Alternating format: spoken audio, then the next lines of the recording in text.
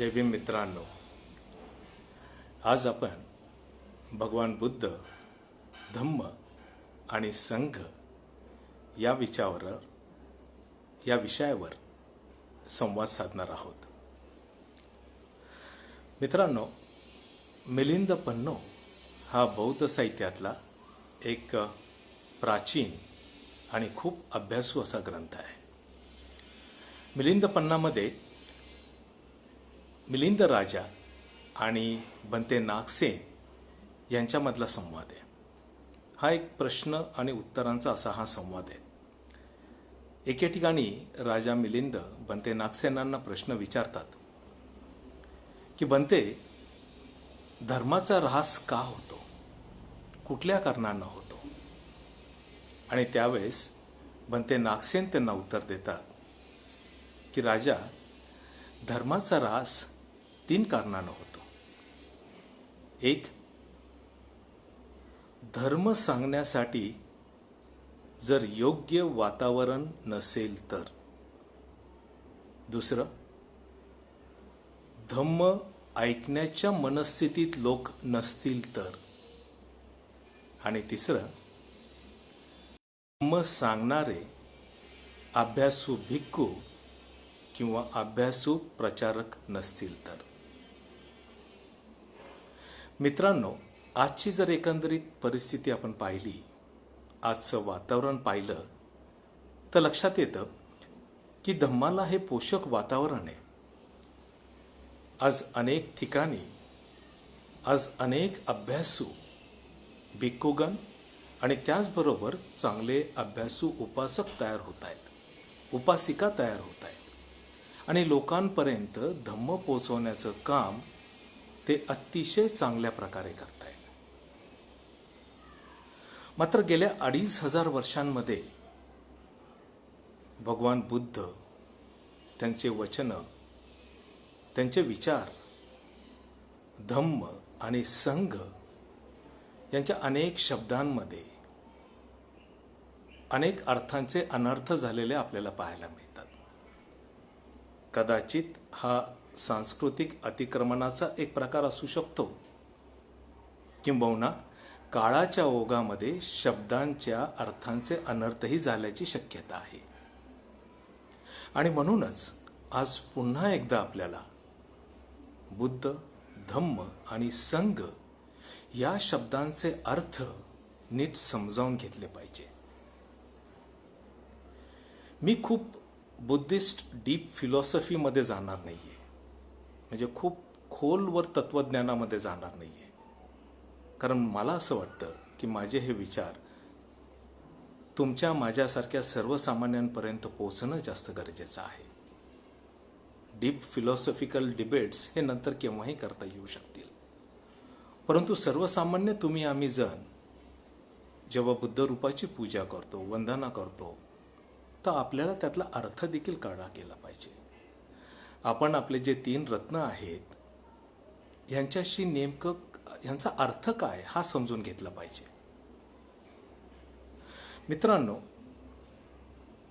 जेव्हा आपण बुद्ध वंदना म्हणतो त्याआधी आपण बुद्ध रूपासमोर मेणबत्ती, अगरबत्ती, फुलं लावून त्या मूर्तीची पूजा करतो.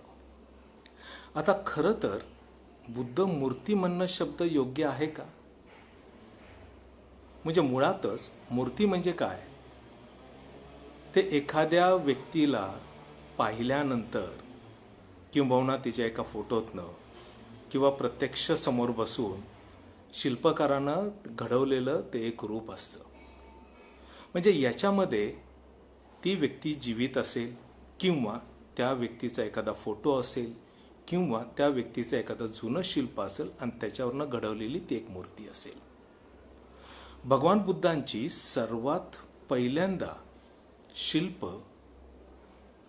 गांधार शैलीमध्ये साधारणतपणे इसवी सनानंतर 1 ते 2 शतकामध्ये तयार झालं. ही हुबी मूर्ती होती जी आजही आपल्याला टोकियोच्या संग्रहालयात पाहायला मिळते. त्याच्यानंतर भगवान बुद्धांची ध्यानस्थ मुद्रेतली मूर्ती साधारणतपणे 3ऱ्या शतकामध्ये घडवलेली गेली. याचाच अर्थ भगवान बुद्धांच्या महापरिनिर्वाणानंतर जवळपास 500 वर्षानंतर भगवान बुद्धांचं सर्वात पहिलं शिल्प घडवण्यात आलं. मग ते घडवत असताना त्या कारागिरांनी कदाचित भिक्खू संघाला विचारलं असेल की बुद्धांची फिजिकल कॅरेक्टरिस्टिक्स, त्यांची शारीरिक लक्षणं आम्हाला सांगा, त्याप्रमाणे आम्हाला ती घडवता येऊ शकेल ते शिल्प. आणि मग त्या भिक्खू संघांनी सांगितलं असेल की आमच्या आचार्यांनी असं वर्णन केलं, त्यांच्या आचार्यांनी त्यांना सांगितलं होतं. म्हणजे ही जी घडवण्याची प्रक्रिया आहे, याचाच अर्थ ही बुद्ध मूर्ती, जरी हा शब्द योग्य असला तरी जास्त समर्पक शब्द बुद्धांच्या शिल्पाला असेल ते म्हणजे बुद्ध रूप. कारण हे बुद्ध रूप घडविण्यात आलेले आहे. शिल्पकारांनी ऐकीव माहितीवर, त्याचप्रकारे पाली त्रिपिटकामध्ये जे जे त्यांनी ऐकले वाचले त्याच्यानुसार बुद्धांचं शिल्प तयार करण्यात आलं आणि त्यालाच आपण बुद्ध रूप म्हणू. बुद्ध रूप हा जास्त संयुक्त असा शब्द आहे. तर मित्रांनो, जेव्हा आपण बुद्ध रूपाची पूजा करतो तेव्हा वंदना घेत असताना आपण एक पहिलं वाक्य उच्चारतो आणि ते म्हणजे बुद्धं शरणं गच्छामि. बहुतेक वेळा माझ्या ऐकण्यात आलेलं आहे की बुद्धं शरणं गच्छामि. आणि काळाच्या ओघामध्ये नंतरच्या भाषा संशोधकांनी म्हणा किंवा साहित्यकारांनी पाली भाषेतला शरणं शब्दाचा अर्थ मराठीमध्ये किंवा संस्कृतमध्ये शरणम असा केलेला आहे. मित्रांनो, इथे लक्षात घेतलं पाहिजे शरण शब्दाचा अर्थ काय होतो. शरण शब्द म्हणजे मी कुणाला तरी शरण गेलोय, याच्यामध्ये पराभवाची एक भावना असते. म्हणजे पूर्वीच्या काळी जशा लढाया व्हायच्या आणि एक राजा दुसऱ्या राजाला हरवायचा, तर पराभूत झालेला राजा हा जेत्या राजाला शरण जायचा. म्हणजे तो तर मान्य करायचा की मी तुमचा गुलाम आहे, तुम्ही मागाल, तुम्ही सांगाल ती शिक्षा मी घेईन, अथवा मी तुमचा मांडलिक म्हणून राहील. मग आता ह्याच्यामध्ये काय होतंय की शरण म्हणजे झालं की तुम्ही गुलामासारखं झालेलं आहे. भगवान बुद्धांच्या धम्मामध्ये शरण जाण्याचा प्रकारच नाहीये. कारण इथे ना कोणी आचार्य, इथे ना कोणी गुलाम, ना कोणी मालक. बुद्ध स्वतःच म्हणतात की मी तुमचा मोक्षदाता नव्हे, तर मी तुमचा मार्गदाता आहे. आणि हा मार्गदाता बुद्धांनी जो सांगितल्याप्रमाणे की त्यांच्या धम्माच्या नुसार तो मार्ग सांगणार आहे, त्या धम्माच्या नुसार तुम्ही आचरण करायला हवं, हे बुद्धांचं सांगणं आहे. आणि शरण शब्द हा जो पालीमध्ये आलाय त्याचा अर्थ अतिशय वेगळा आहे. शरण शब्दाचा अर्थ असा होतो की हे जे बुद्धरूप माझ्या समोर दिसतंय, ज्याच्या समोर मी वंदन करतोय, ज्याच्या समोर मी नतमस्तक होतोय, तर या बुद्ध रूपामध्ये दिसत असलेले बुद्धत्वाचे गुण मला देखील प्रकाश देव, मला देखील त्याच मार्गावर जाण्यासाठी प्रोत्साहित करावं, मी करत असलेल्या प्रयत्नांना मला पाठबळ द्यावं, यासाठी केलेली वंदना, यासाठी केलेली अर्चना म्हणजेच बुद्धं शरणं गच्छामि. आणि म्हणून मित्रांनो, आपण आपल्या शब्दांचे उच्चार हे नीट समजले गेले पाहिजे. शरणंगच आपण म्हटलं पाहिजे. शरणम हा चुकीचा शब्द आहे, हा आपल्यावर थोपवलेला शब्द आहे. पाली भाषा अतिशय सुसंस्कृत आणि योग्य भाषा होती, बुद्ध विचार मांडण्यासाठी, बुद्ध विचार ऐकण्यासाठी आणि बुद्ध विचार आचरण्यात आणण्यासाठी. आणि म्हणूनच मित्रांनो, की ज्या ज्या वेळेस आपण बुद्ध रूपासमोर वंदन करतो त्यावेळेस आपण हे लक्षात घेतलं पाहिजे, हे जे बुद्धरूप माझ्यासमोर दिसतंय ते कशाचं रूप आहे? ते एका व्यक्तीचं रूप आहे का? तर नाही. बुद्धत्व ही एक पायरी आहे, बुद्धत्व ही एक पदवी आहे. उच्चतम ज्ञानाचं प्रतीक म्हणजे बुद्ध. जी व्यक्ती, जो महापुरुष या पदापर्यंत पोचतो तो बुद्ध होतो. आणि म्हणूनच भगवान बुद्ध, ज्यांनी उच्चतम ज्ञानाची पायरी गाठलेली आहे असा महापुरुष, आणि ती गाठल्यानंतर त्यांनी ते ज्ञान केवळ आपल्यापुरतं मर्यादित नाही ठेवलं, तर त्यांनी त्यांचं ज्ञान हे संपूर्ण मानवजातीच्या कल्याणासाठी सर्वांना मुक्त हस्ते दिलं. असा महापुरुष बुद्ध म्हणविण्यात येतो. आणि म्हणूनच या बुद्ध रूपासमोर वंदन करताना आपल्या मनामध्ये जी भावना आली पाहिजे ती म्हणजे की या बुद्ध रूपासमोर मी वंदन करत असताना मला दिसत असलेले जे बुद्धत्वाचे गुण आहेत, तर त्यामुळं मला प्रोत्साहन मिळू दे, मी देखील बुद्धत्वाच्या मार्गावर चालायला प्रयत्न करू दे, यासाठी केलेली अर्चना होय. मग धम्मं शरणं गच्छामि म्हणजे काय? हा जो संपूर्ण मानवतावादी कल्याणाचा जो विचार आहे, प्रत्येक जीव मात्राबद्दल प्रेम, करुणा, मैत्री भावना आहे, तर ही मैत्री भावना सतत माझ्यामध्ये विरू दे, सतत तसे विचार माझ्या मनामध्ये सारखे उत्पन्न होऊ दे, सतत ही भावना माझ्यामध्ये येऊ दे, यासाठी केलेली अर्चना म्हणजे धम्मं शरणं गच्छामि. मग संघम शरणं गच्छामि काय होतोय? हा जो संपूर्ण समूह आहे, आणि एक लक्षात घ्या, भगवान बुद्धांच्या काळी भगवान बुद्धांनी जातीप्रथेविरुद्ध, अंधश्रद्धेविरुद्ध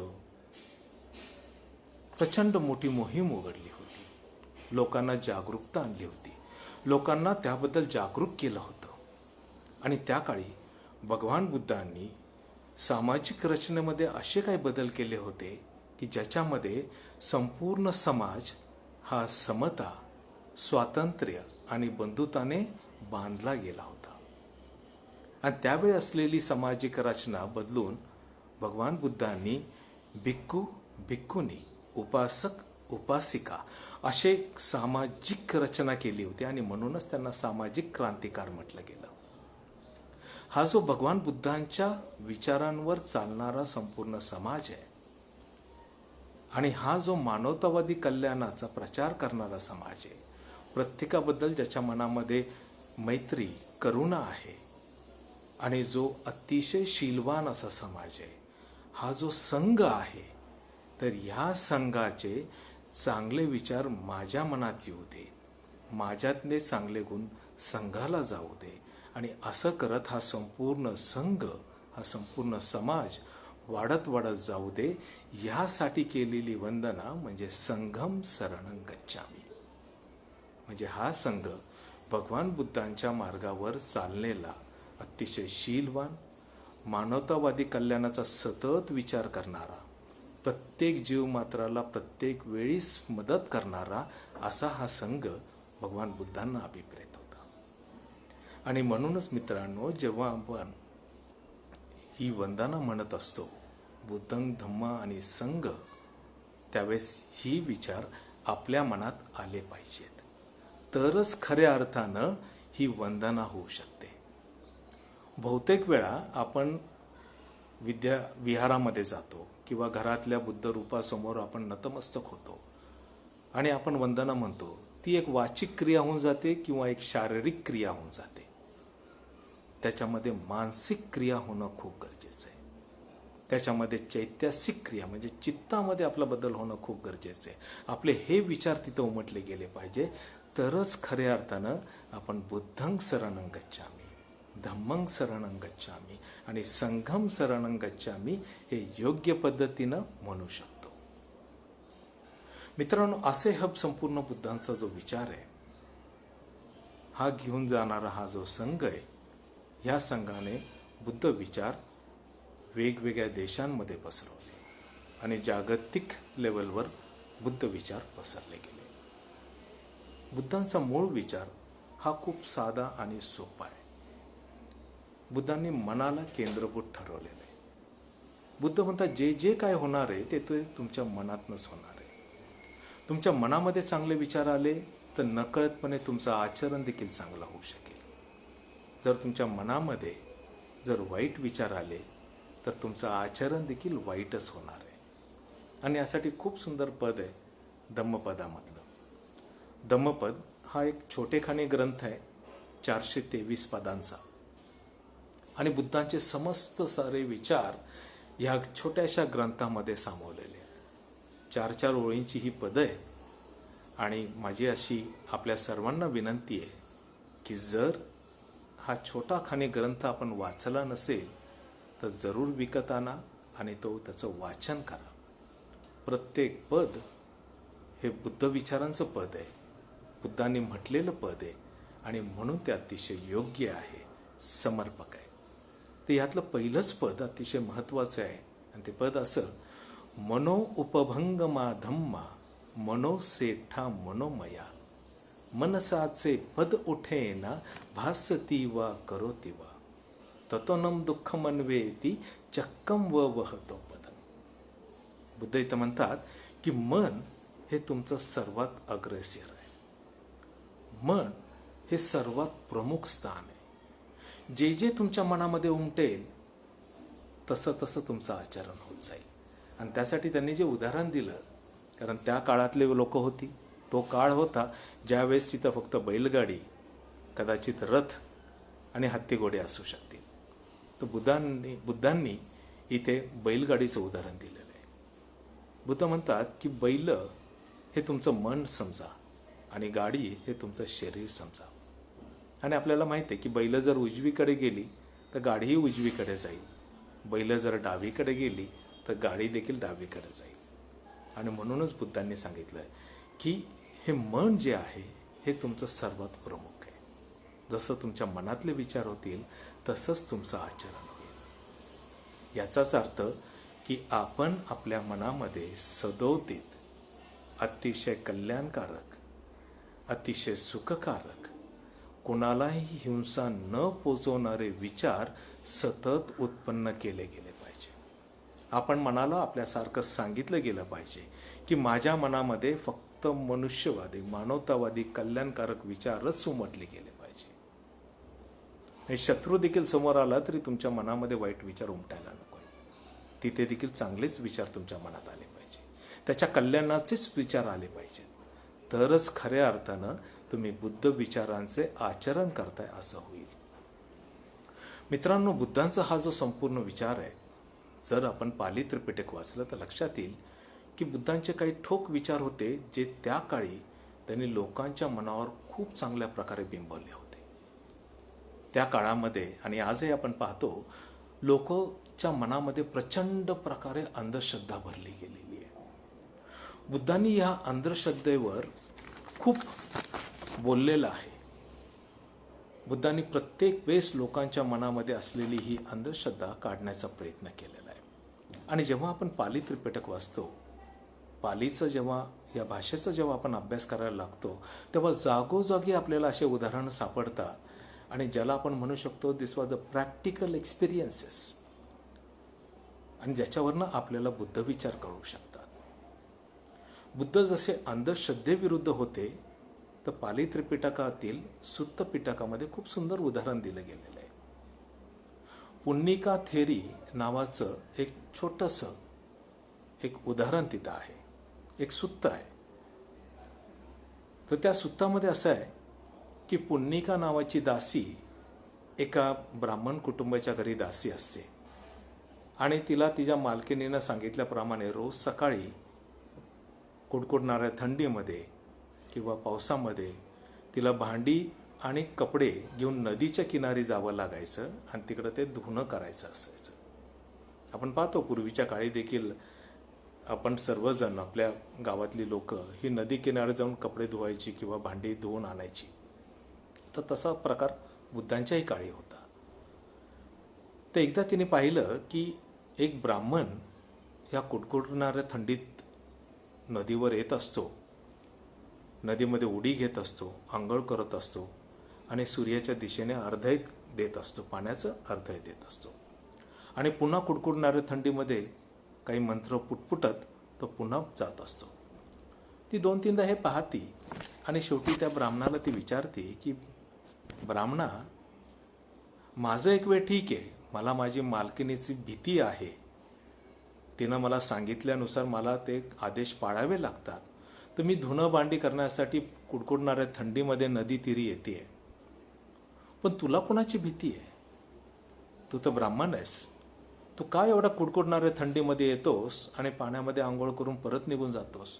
आरामशीरही येऊ शकतोस तू. तो ब्राह्मण तिला म्हणतो, पुन्निके, तुला माहीत नाही का, माझ्या धर्मात असं सांगितलं गेलेलं आहे की जर मी पहाटे नदीत येऊन आंघोळ केली तर कालपर्यंत केलेली माझी सगळी पापं नष्ट होतील आणि मी पुन्हा एक चांगला माणूस होऊ शकेल. पुन्निका हसते आणि ती म्हणते, अरे ब्राह्मणा, जर तुझं म्हणणं हे खरं असेल तर या नदीत राहणारे मासे, या नदीत राहणारे बेडूक, या नदीत राहणारे मगर आणि इतर सर्व जलचर प्राणी हे तर रोज पुण्यवान होत असतील, सारखे पुण्यवान होत असतील, कारण त्यांच्यातली पापं सारखी धुवून जात असतील.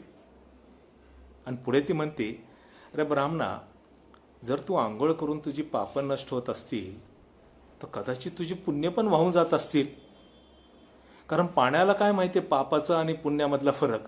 त्याला फक्त धुवूनच माहिती आहे, तो तर सगळंच धुवून नाही शकेल.